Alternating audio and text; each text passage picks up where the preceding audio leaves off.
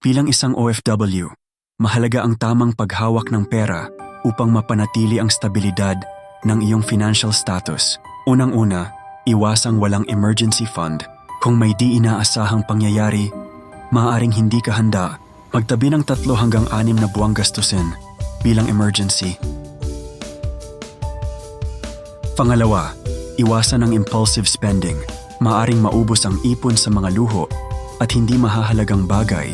Planuhin ang malalaking gastusin at itanong sa sarili kung talagang kailangan ito. Pangatlo, unahin ang tamang pagbabayad ng utang. Tataas ang interes at masisira ang credit score kung hindi mo ito aayusin. Unahin ang utang na may mataas na interes upang hindi lumala ang problema. Panghuli, mag-set ng malinaw na financial goals. Magiging magulo ang paghawak ng pera kung wala kang direksyon. Magkaroon ng goals tulad ng bahay, edukasyon o retirement. Huwag din magsobra-sobrang pagkakawanggawa upang hindi mawalan ng sapat na resources para sa sariling pamilya